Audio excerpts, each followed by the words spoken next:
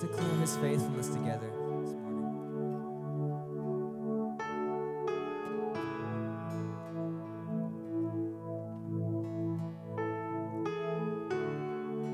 Walking around these walls, well, I thought by now they'd fall, but you have never failed me yet.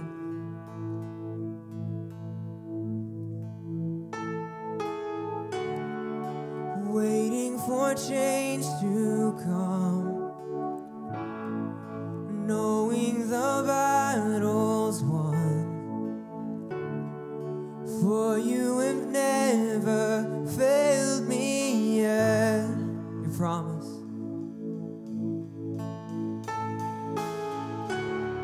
Your promise still stands. Great is your faithfulness, oh faithfulness. I'm still in your hands. This is my confidence. You've never failed me yet.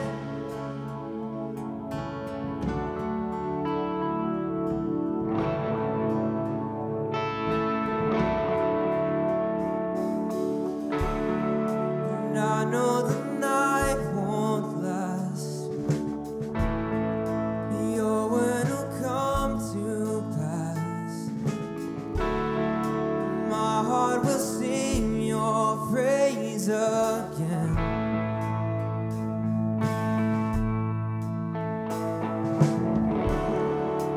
Jesus, you're still enough.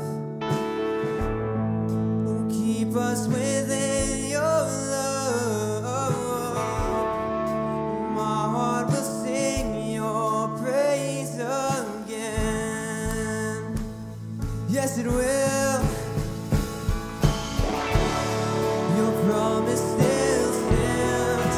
Great is your faithfulness, your faithfulness. I'm still in your hands. This is my confidence. You've never failed. Your promise still stands. Great is your faithfulness, your faithfulness.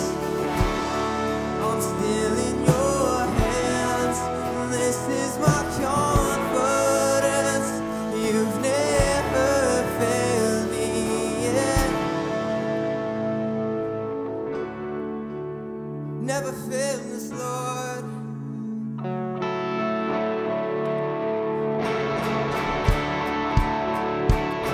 Who's ever seen you through? Declare this today.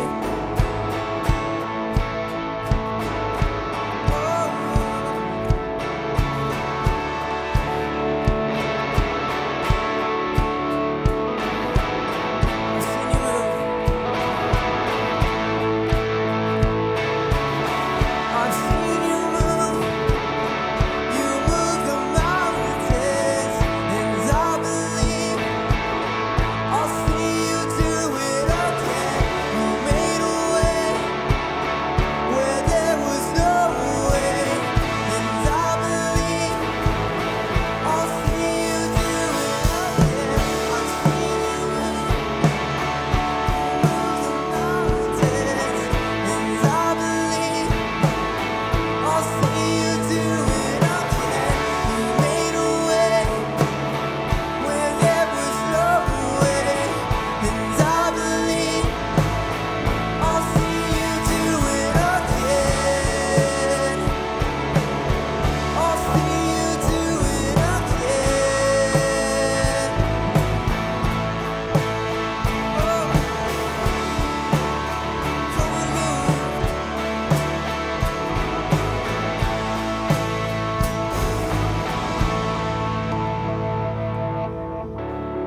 Your promise still stands. Great is your faithfulness, your faithfulness. I'm still in your hands. This is my confidence. You've never failed.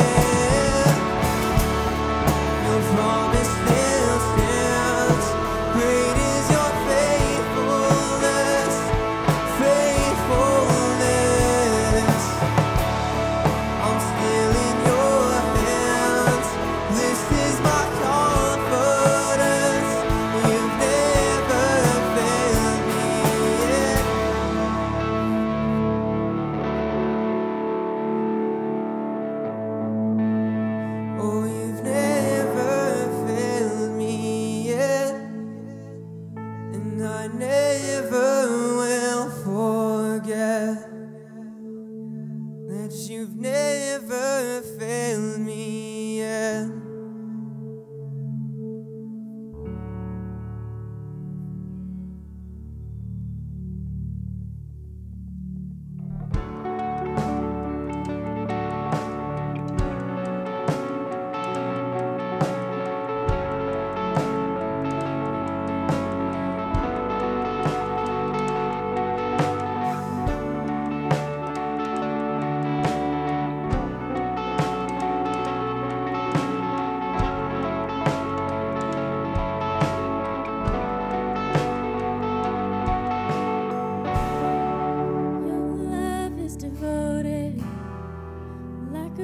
Solid gold, like a vow that is tested, like a covenant of old.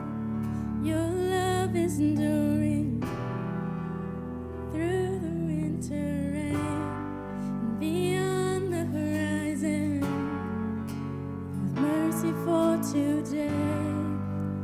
Faithful you have been, faithful you will be. Pledge yourself to me, and it's why I sing. Your praise will ever be on my lips, ever be on my lips. Your praise will ever be on my lips, ever be on my lips. Your praise will ever be on my lips, ever be on my lips. Your praise will ever be on my lips, ever be on my lips.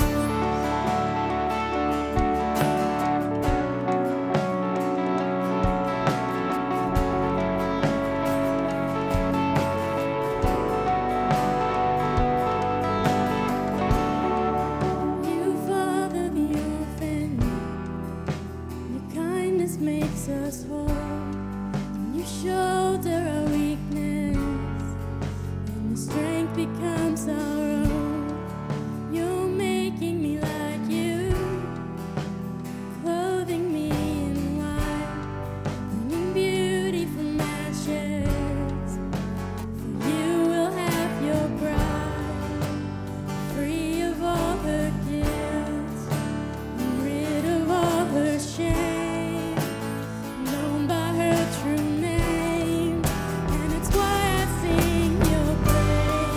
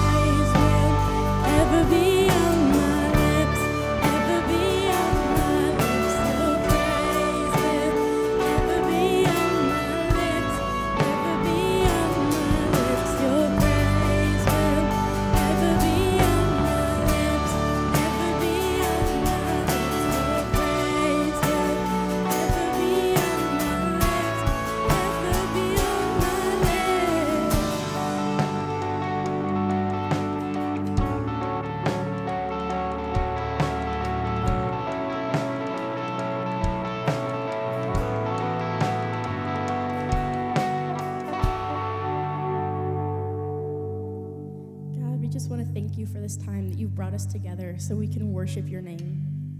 I pray you would help us remember to keep you in our hearts, and that you are our strength when we are weak, and that you are our light in our darkness, and no matter how hard things get, that you will always be there for us because you are our rock.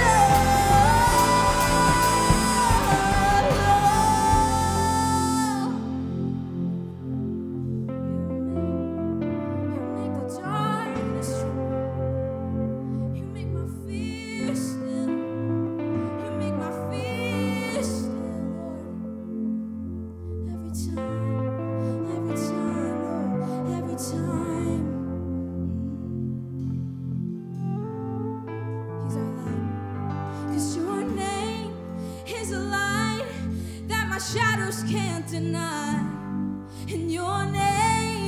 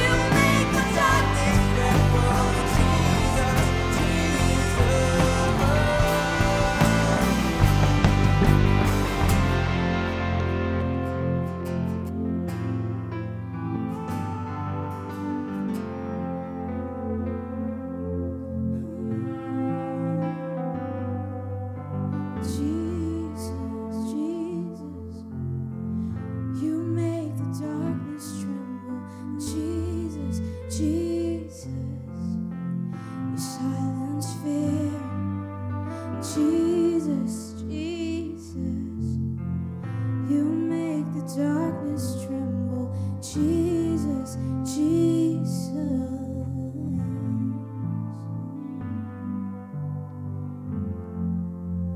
Jesus, you are bigger. And when I say that you are bigger, it means that we have to recognize that you don't operate out of a place of fear. God, sometimes we think bigger and we think fearful, but God, when we're fearful in awe of you, and we recognize that you're bigger than us, and you're bigger than our problems, and that your love is bigger and your strength is bigger. And God, when it says that everyone will praise your name, every tongue, it doesn't mean ours, and it doesn't just mean the angels with you in heaven, God, the creatures that you've created, or the rocks in the earth, God, but it also means the darkness trembles because it knows that you are God, and they have to admit it too. You are bigger. God, I thank you so much that we can come here today and recognize that all together as one big group. That as a family before you, we recognize you as being the head of our body, the head of our church, that you're bigger. Help us to remember that this week. We thank you. You are wonderful. Amen. You all can have a seat. Thank you so much for coming to chapel today. My name is Hannah Mae. I'm a junior here at the college, and I'm just so excited to be able to stand up here and introduce our speaker. Our speaker is Gentry. She's an associate adjunct professor here at the college. Some of you might have seen her around, and then she disappears for a while. Oh, hey, she disappears for a while, and then she comes back, and you might wonder who she is, but she's going to come up and speak to you today, bring the truth to you, and maybe clear up some of that confusion. So please join me in welcoming Gentry. Good morning. She said she was going to introduce me as a magic fairy that showed up accidentally, out of the blue, surprise. So I decided I should introduce myself a little bit since only like 5 out of 100 students know who I am. So I have a picture of my family. I want to tell you about my family. Can I do that? Since I have the podium, right? So my husband and I live in Tennessee, not Nebraska. My kids, my son has 2 adorable children. Aren't they cute? You will not find cuter grandkids on the planet. And they live in Milwaukee, and my daughter and her fiance live in Chicago. And we moved to Tennessee from Indiana, so we are not strangers to winter. But jeez, it's cold here. Man, I mean, you guys should get extra points just for coming to school in Nebraska. I'm just saying. My family loves to tell stories. I was always a voracious reader. I love books. I have a huge collection of children's books specifically. I love to read aloud, especially to my grandkids. My favorite place to be is at a bookstore or a library. That is my happy place. I can browse for hours. I like the way stories kind of intersect between fact and feeling. Whether they're from someone's imagination, like the Harry Potter stories or Lord of the Rings, or whether they're stories from your family's past. Stories that are told about people that existed before you and you're kind of related, but you don't know them really well. They're descriptions not just of what happened, they're sort of visible narratives that are through the eyes of another family member telling you their story, and they kind of can change how we see things that are happening today. So some of the family stories I share are from a long ago time in my life. I share stories, there we go. That's my other family. I'm in the cute one, the bottom left corner. This is a long time ago. See, black and white photos. That's a cue to my age. We share family stories with my kids so that they'll know the rest of our family better, maybe understand some of our traditions and funny things that have happened. And so a couple of those funny stories happened at this house. When I was around 8 years old, I want you to notice that above the garage, there's a flat roof, okay? And that flat roof was like the patio of an upstairs apartment. And my brothers and I would play up there sometimes. And I got it in my head one day that I thought it would be fun to jump off of that roof. And I told my brother, I was like, it won't hurt, it's not that far, it's not a big deal. And so I did. I jumped off the roof, and when I walked inside, or hobbled inside to tell my dad what had happened, he's deadpan. He's a preacher, so he's studying, in his study for sermon, and he looks up at me and he goes, "That wasn't very smart, was it?" So that's one of the stories that we tell about that house we lived at. Another story about that house, and it's probably that same car, actually. My older brother wanted to play basketball in the driveway, and so he got permission to take the keys and back up the car, only he forgot to put it in reverse, and he drove through the garage door. It's a true story. Luckily, those two stories did not happen at the same time when I was in front of the garage door. So, there's that. Of course, our stories aren't always funny, are they? Sometimes our stories are hard to tell. My kids know the story of the first time I heard my dad say, "I love you." And my kids were old enough to be part of the story. They know how that shaped my parenting and how I interact with them. My kids know the story of the car accident that they survived with their dad and the way it changed the trajectory of our marriage in a good way.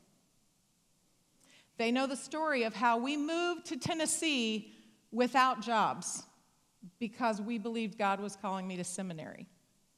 They know those stories. See, stories help us see things and people with perspective.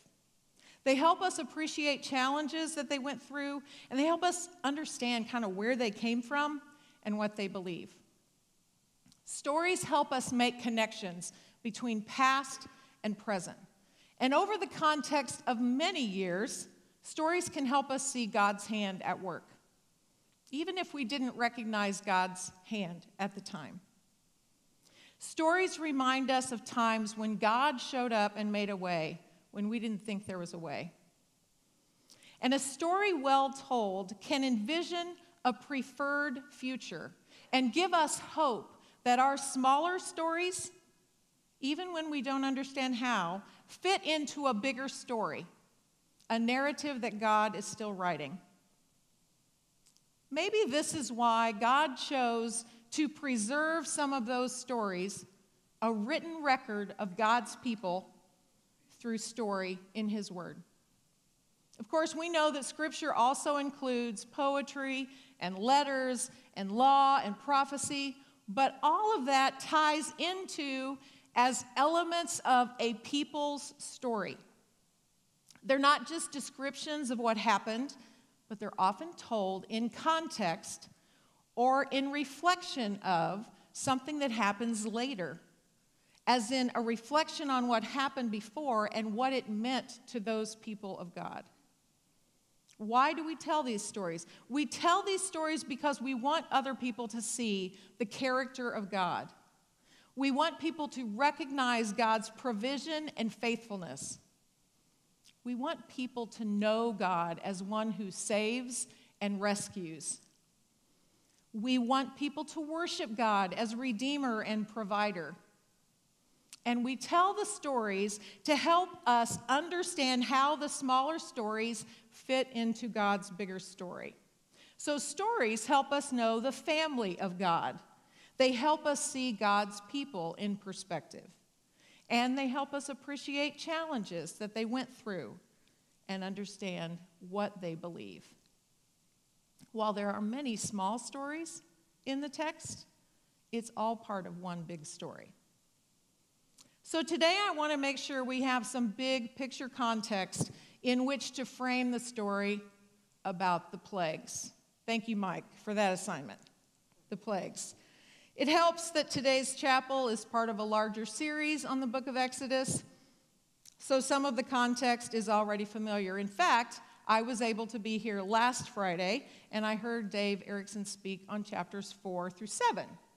So there are 3 phrases that he shared last week that stuck with me, and I decided that they might have stuck with you as well. So I'm going to pull those phrases forward, and I'm going to use them to kind of shape our story today. And here they are.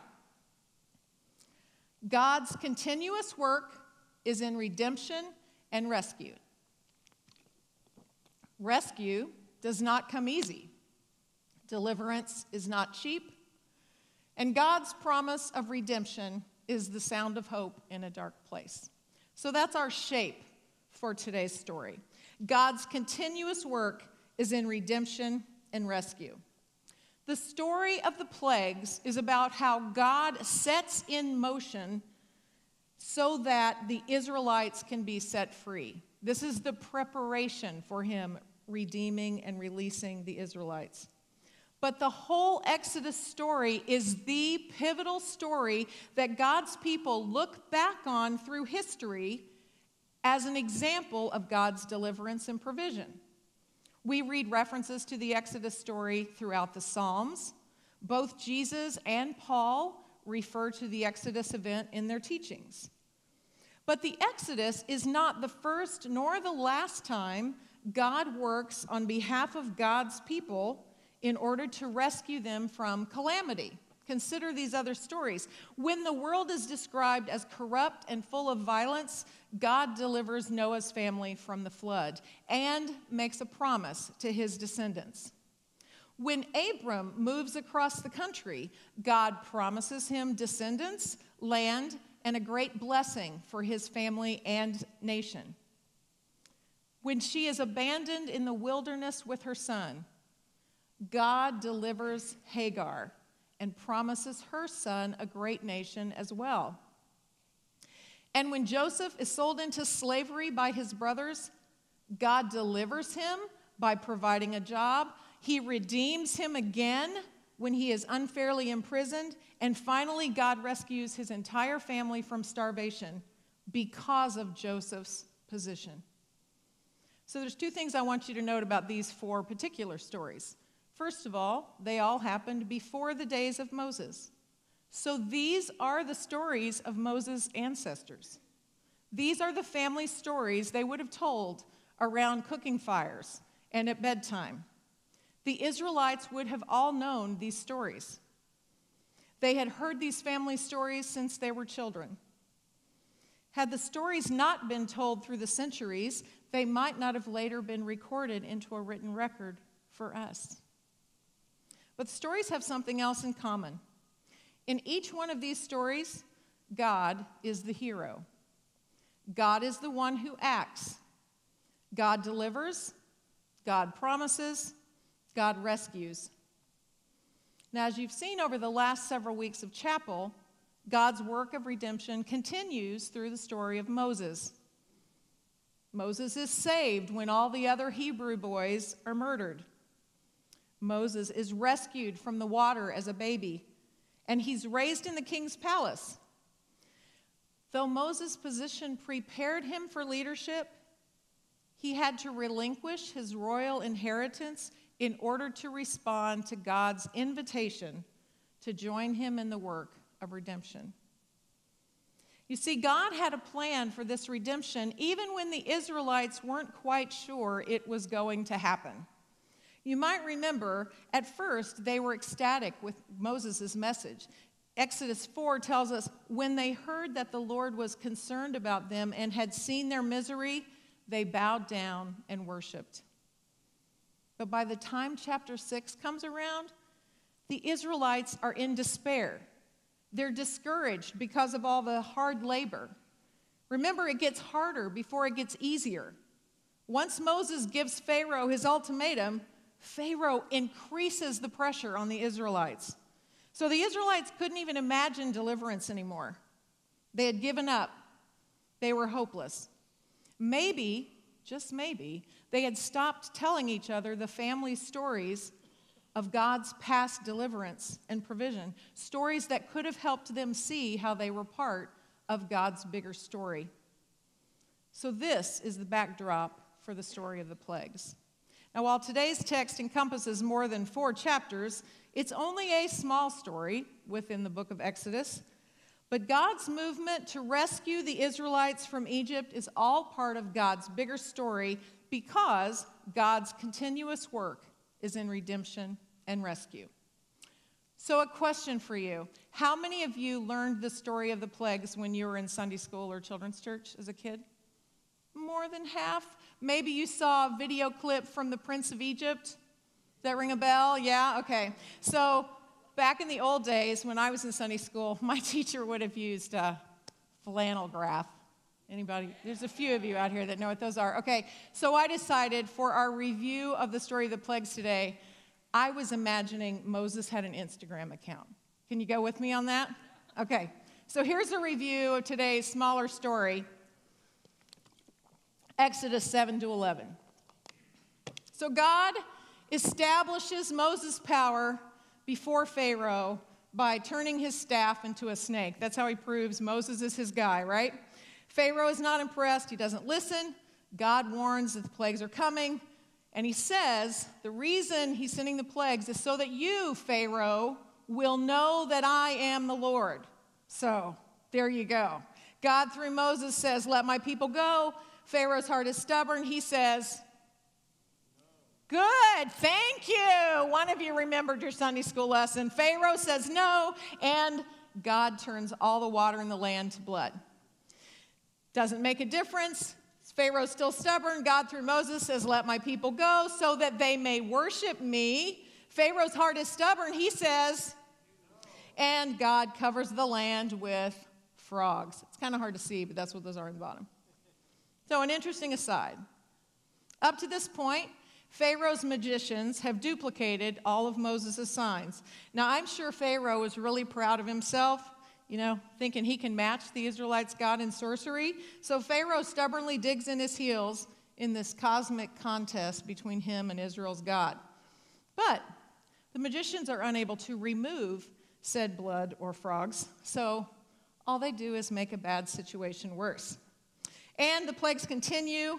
God, through Moses, says, let my people go. Pharaoh's heart is stubborn. He says, no. And so God swarms the land with gnats. Now, we know that God's work is in redemption and rescue, but rescue does not come easy, and deliverance is not cheap.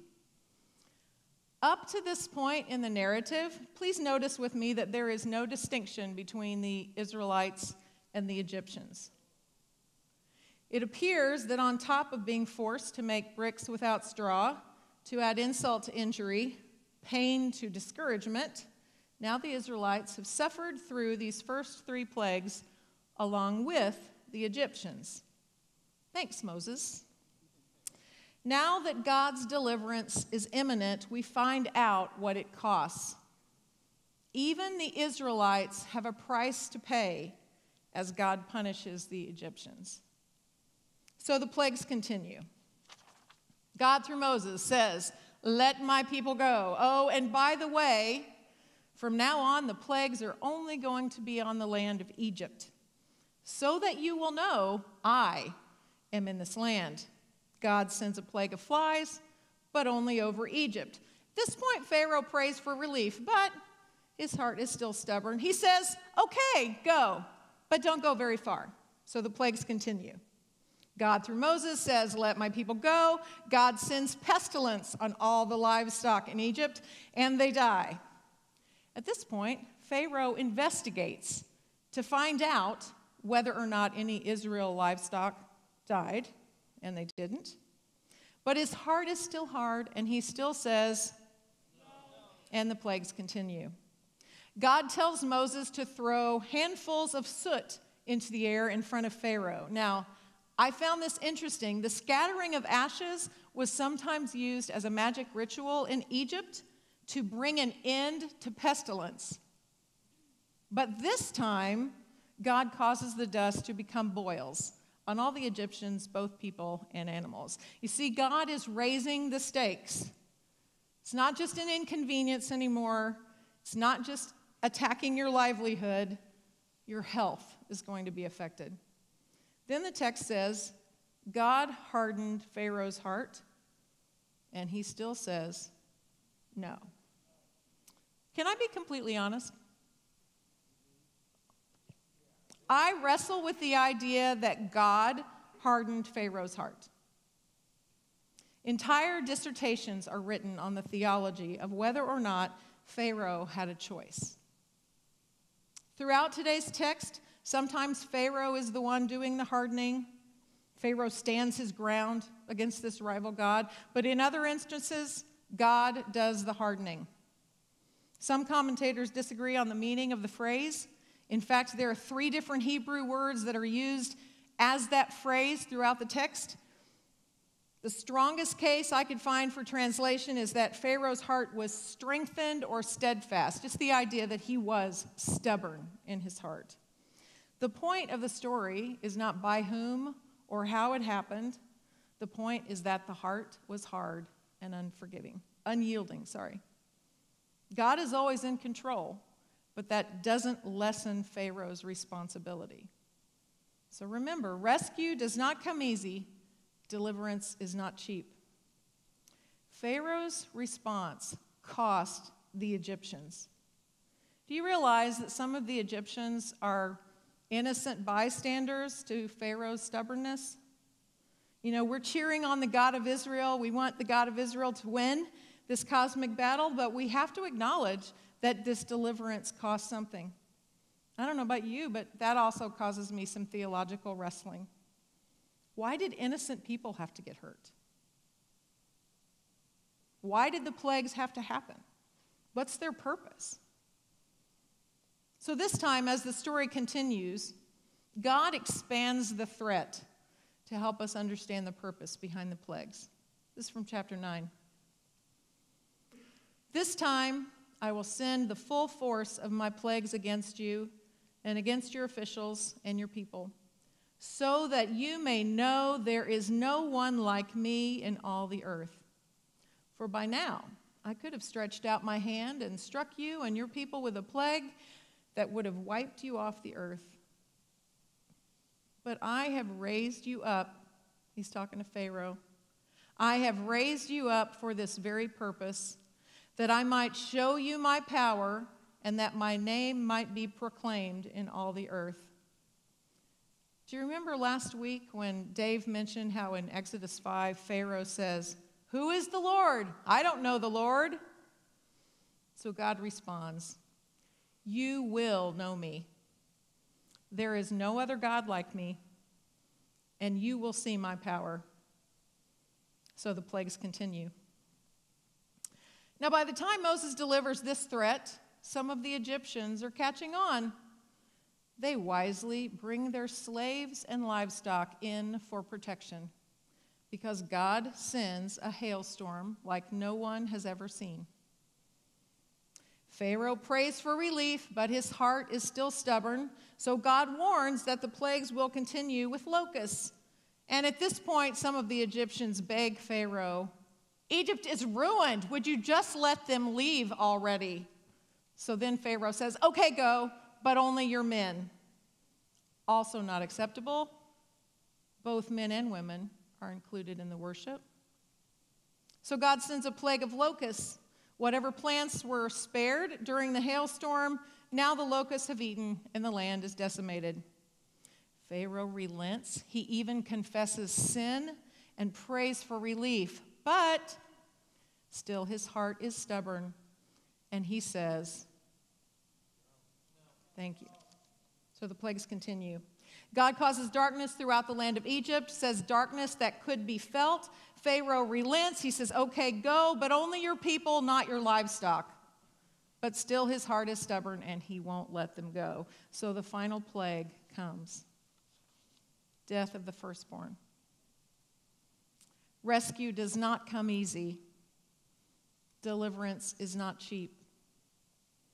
Now the cost affects Pharaoh directly.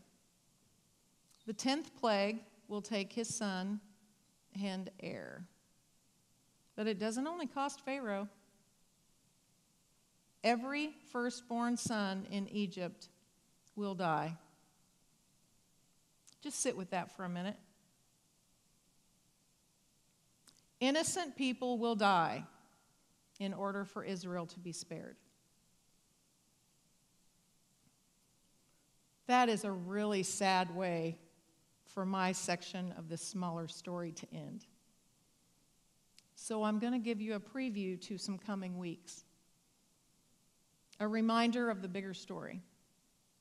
You should know that God does not miraculously, instantaneously, immediately save the Israelites by simply teleporting them to Canaan.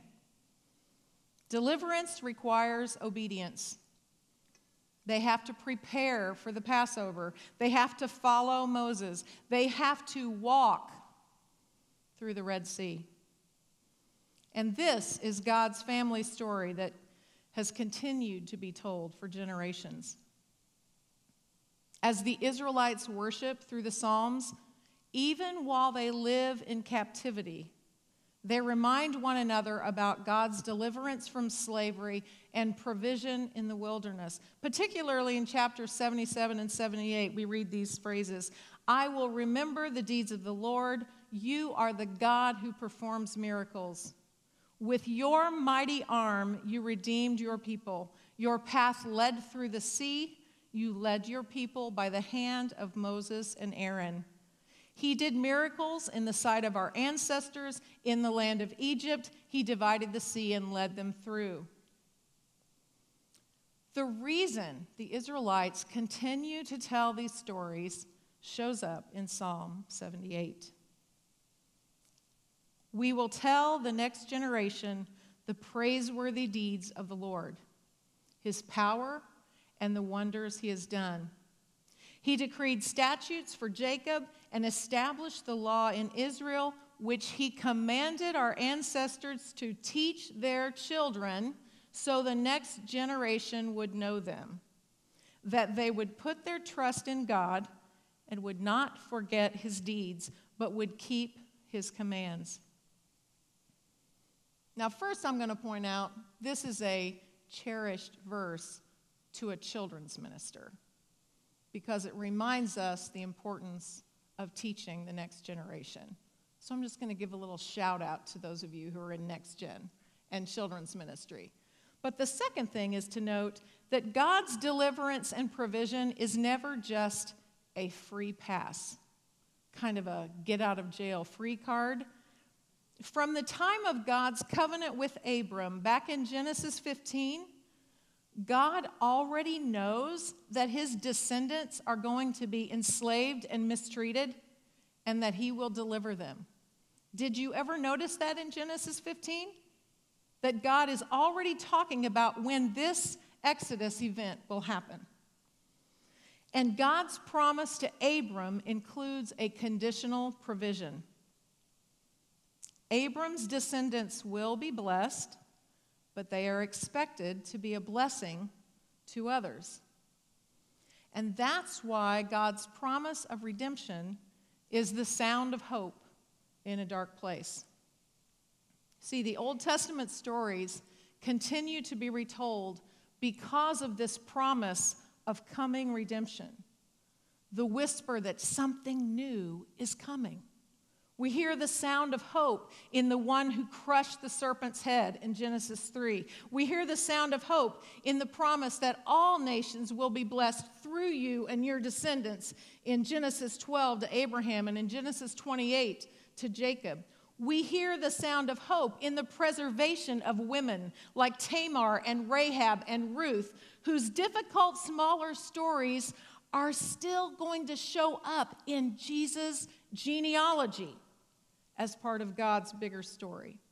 That is why we describe God's redemptive work as continuous. God doesn't just set people free. God envisions a kingdom community in which all people would join in the work of redemption.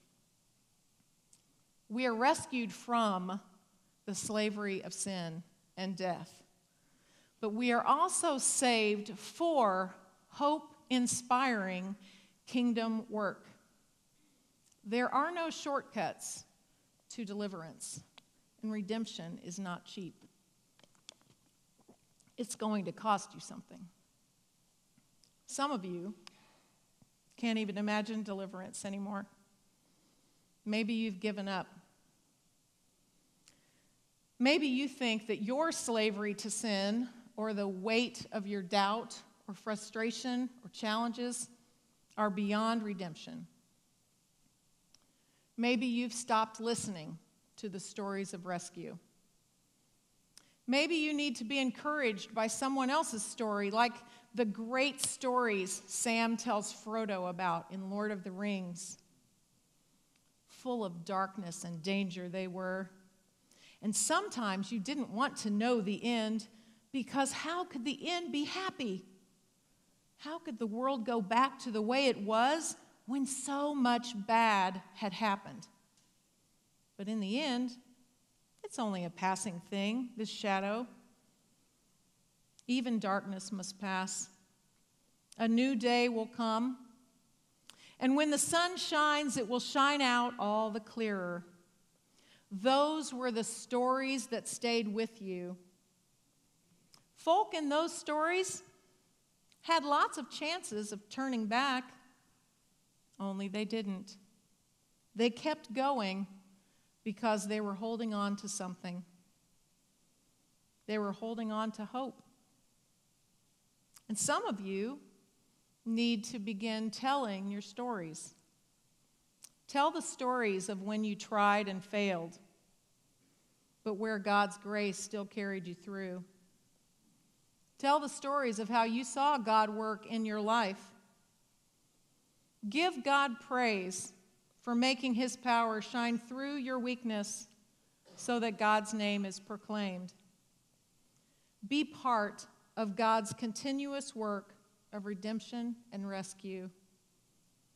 Be the sound of hope in a dark place for someone else. Let's pray. God, we give you thanks for making a way for our deliverance, even when we didn't see a way. Thank you for inviting us to join you in this work of redemption and rescue.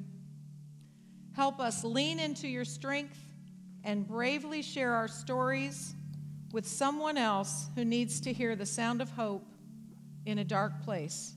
Amen.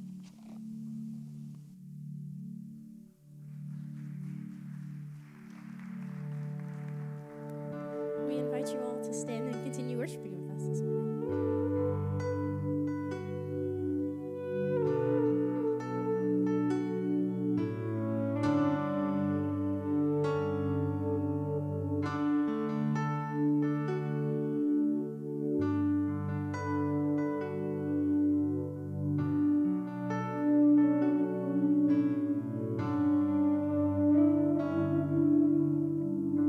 Spirit of the living God, Spirit